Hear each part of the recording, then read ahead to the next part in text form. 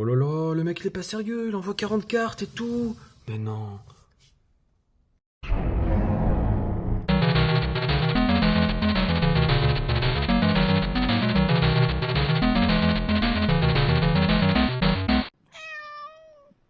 Bonjour à tous et bienvenue dans cette nouvelle vidéo dédiée à une commande CCC Grading que je vous ai promise depuis de longs mois et qui a mis du temps à se faire pour la simple et bonne raison que j'ai envoyé pas moins de 40 cartes se faire grader.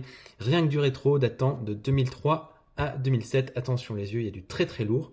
Spoiler alerte, c'est un simple débrief, je connais déjà les notes puisque la réception en elle-même a été réalisée avec un vrai YouTuber que vous devez connaître, Yubel Yuki. Voilà, il m'a invité pour immortaliser cet instant sur sa chaîne, qu'il en soit vivement remercié. Alors si vous ne l'avez pas vu, cette vidéo, go clique le lien en description.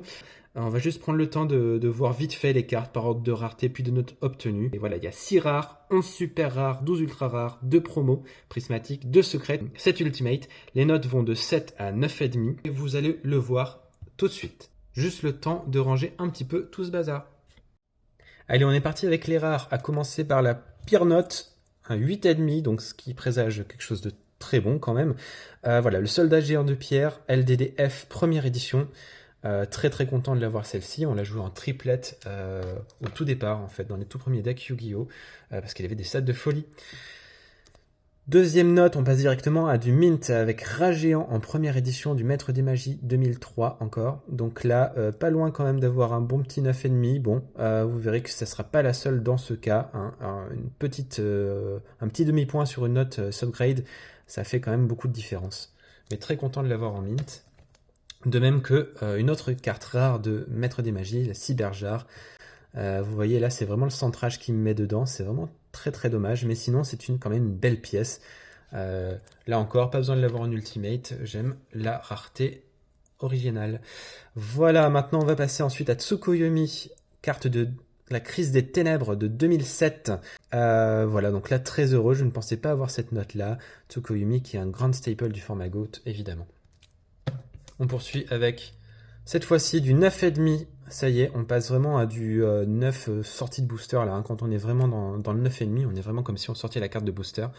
Avec des notes assez ahurissantes. C'est dommage que le centrage soit pas un peu meilleur, sinon on aurait eu un 10 sur cette tomate mystique, qui est le recruteur le plus emblématique, avec Rat Géant, sans aucun doute.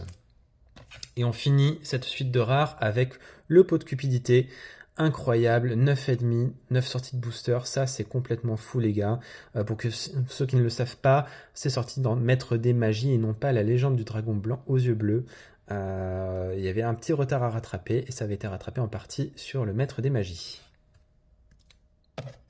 Voilà pour les rares, maintenant on va faire le plein de super avec, à commencer, une mauvaise note quand même, hein, un 7 sur un émissaire post-mortem de Sanctuaire Ancestral.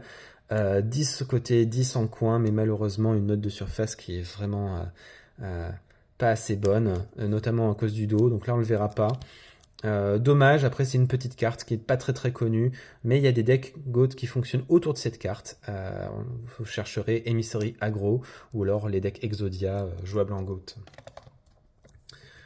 Autre carte à 7, donc la vraie déception, c'est le Kaiku Destructeur de Fantôme, qui aurait pu avoir un 8 si les coins avaient été un peu meilleurs. Là, on voit un petit peu qu'effectivement, il est un peu tapé le coin à droite, au verso. C'est une carte que j'ai achetée assez cher. Pour moi, c'est l'une des plus belles super rares des premiers sets. C'est aussi l'une des plus violentes. Avec l'arrivée des monstres chaos, évidemment, elle était jouée partout. Donc voilà, quand même très heureux de l'avoir, même si un 8 aurait été largement plus apprécié. Par contre, là, on passe au 8. Pour une charité gracieuse sortie du deck de Pegasus. Alors une note qui est bonne et à la fois c'est quand même dommage à cause d'un petit coin ici un peu tapé. J'aurais bien aimé un 8,5 quand même pour cette carte. Après elle reste magnifique en surface. Voilà, donc là je pense que vous la connaissez tous et toutes. C'est une staple et même une carte qu'on pourrait dire Power 9. Autre super rare en 8, donc excellente Near Mint. Zaborg, le monarque du tonnerre. Le premier des monarques. Sans doute l'un des plus joués aussi en format GOAT parce qu'il est lumière et qui tape un monstre directement à l'invocation. Donc très très bien, encore une fois c'est la surface hein, qui vient gâcher un peu la fête. Mais c'est quand même une très belle pièce, j'étais content de la voir là-dedans comme ça. Et maintenant on passe à la Princesse du Feu en 8. Excellent Near Mint, donc là encore, la surface qui pêche un peu, mais sinon le reste est très très très propre. Donc quand même très très heureux d'avoir cette carte là. Pour rappel, Labyrinthe des Cauchemars est une des séries les plus compliquées à trouver en bon état en première édition. On passe maintenant à du 9, et ouais, pas du 8,5, non, on passe directement à du Mint avec Bouc émissaire. Du coup, là, une autre carte de deck de démarrage, mais en bien meilleur état. Donc là, je suis très très satisfait. Ça reste quand même une carte vraiment emblématique, la toute première édition, qui a baptisé le format en plus auquel je joue actuellement, le format GOAT. Là, on passe à du mint de booster. C'est un peu plus intéressant tout de même, le Ryokoki. Une grande carte pour les decks zombies, voilà, en GOAT, avec absorption de compétences, ça fonctionne bien. Elle a quand même des sacrées stats. Et elle est magnifique en super rare. Elle existe en commune à la base, il me semble. Mais voilà, ça, c'est une très belle carte. Et une autre en mint. Oh, Bazou, le mangeur d'âmes. Alors là, on est encore sur du Labyrinthe des Cauchemars, première édition. Là, on est vraiment sur quelque chose d'exceptionnel. 10 en centrage, 10 en côté en plus. Très très belle carte. Je vous laisse l'admirer un petit peu parce que ça, vous en verrez pas souvent, je pense. Voilà, du Labyrinthe des Cauchemars super rare en mint. Ça, c'est très très beau. D'autant plus content que cette carte ne m'a pas coûté vraiment cher. Donc vraiment, très belle acquisition pour ma part. Et maintenant, on va passer à du 9,5 aussi avec les super rares. Et on va commencer par une petite super rare de deck de démarrage. Encore du Joey. On n'était pas loin de choper un 10, mais bon, la surface avec quelques petites micro-rayures. Bon, très satisfait quand même. Moi, j'adore son look rétro, et puis je la jouais à l'époque, c'était assez fun. On passe à une super rare de booster, et cette fois-ci, c'est quand même du très très lourd, choix douloureux. Alors là, de Maître des Magies encore. Hein, big up à mon extension préférée. Ouais, là, on parle vraiment de super rare 9 sorties de booster, c'est quand même vraiment exceptionnel. Voilà, je vous laisse l'admirer un petit peu. Quand on parle de Power 9, c'est une carte qui revient souvent. Voilà, donc là, très très heureux, puisque pour une fois, je grade une note de Maître des Magies, et ça fonctionne. Et on finit avec une autre carte super rare en 9,5, et ce n'est rien d'autre que la Jarre de Cupidité en Labyrinthe des Cauchemars, première édition. Donc alors là, les superlatifs manquent quand même. On est vraiment sur une carte vraiment exceptionnelle. Même sur le Grade Report, il n'y a absolument aucun pet, donc normalement elle est censée peut-être avoir 10, donc je vais me renseigner avec CCC pour en savoir plus. Mais voilà, c'est quand même une carte vraiment incroyable. Et après les super rares, il y a quoi? Il y a les ultra rares, à commencer par une petite qui fait quand même plaisir. Le dragon noir aux yeux rouges. 7, c'est pas très très bon, mais c'était aussi pour remercier les personnes. Comme je l'ai dit dans la vidéo du Yuki, qui m'a permis de récupérer quand même de belles cartes pour ma collection. Merci Vincent. Donc voilà, ça c'est très sympa quand même d'avoir un petit dragon noir aux yeux rouges, beaucoup plus joli que les rééditions. Ensuite, bim, une autre ultra rare en 7, la fusion dimensionnelle de Invasion des Ténèbres en 2007. Vous verrez que là, je suis un petit peu abonné au set avec les ultra rares, puisque on poursuit avec un Exodial interdit en LDDF, pas première édition. En première édition, 7, ça serait vraiment une note plus qu'honorable. Là, en Unlimited, c'est un peu limite, mais bon, c'est une carte qui appartenait à mon frère, donc elle ne m'a rien coûté, juste la mise en boîte, quoi. C'est la note à laquelle je m'attendais, donc celle-là, il n'y a pas vraiment de lieu d'être déçu. Je suis plutôt même satisfait qu'elle ait bien eu 7 et pas moins. Voilà, et on va passer à un autre set, malheureusement, avec un contrôleur d'ennemis, carte que vous connaissez bien, je pense, pour les plus jeunes d'entre vous aussi, puisque c'est une carte qui resterait éditée assez souvent, notamment dans la Rarity Collection 2. Voilà, donc encore une fois, la surface qui pêche. Et je m'y attendais parce que l'avant, il est parfait, mais l'arrière, il y avait vraiment une sorte de clouding de surface.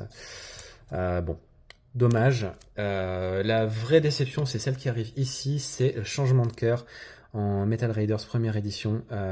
Pour le coup, ça m'embête vraiment parce que j'ai mis un bon petit billet pour l'avoir. J'espérais vraiment avoir le 8. Regardez, les coins et les côtés sont à 10. Centrage 9, c'est une carte très très propre. Malheureusement, trop de petits soucis en surface. Et donc, elle n'arrive pas à choper le 8. C'est vraiment très très dommage. Bon, il y a quand même du 8. Donc, excellent Near Mint avec un petit Buster Blader en SDPF, serviteur du pharaon. Pas première édition, sinon un peu comme Exodia, on aurait quand même quelque chose d'un peu plus sympathique à présenter. Voilà. Ensuite, une Manticore des Ténèbres. Et ben là, on a sur de l'IOC encore FR de 2007, hein, pas la réédition de 2023. Assez satisfait pour ça, même si c'est une carte qui ne code pas vraiment, je la trouve quand même très belle en français. Pas besoin forcément d'avoir du coup la première édition américaine.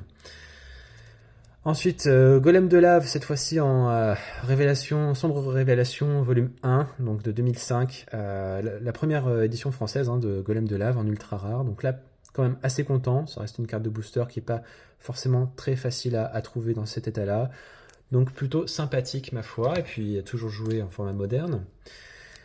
Chevalier épée pour plus ou moins remplacer le set que j'avais eu en Collector Tin Box Secret Rare promo.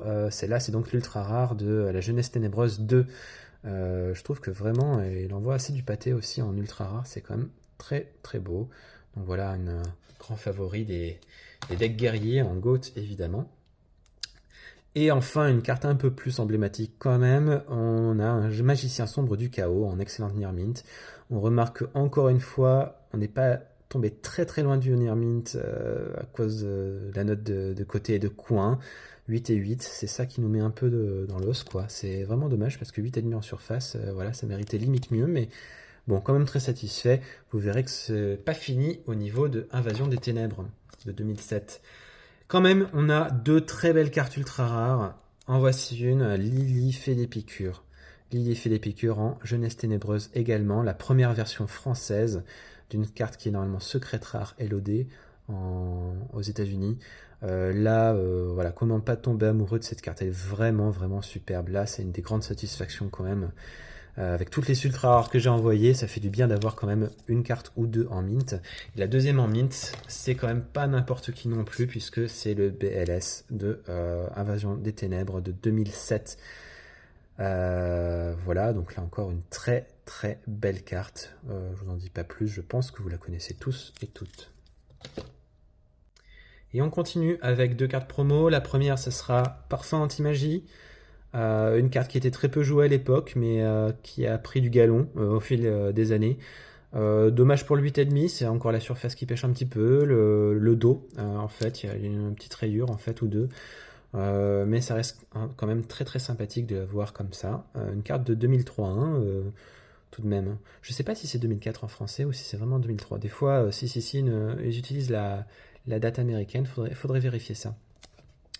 Et la deuxième carte promo, là, c'est Bing Bing, quand même un serpent sinistre.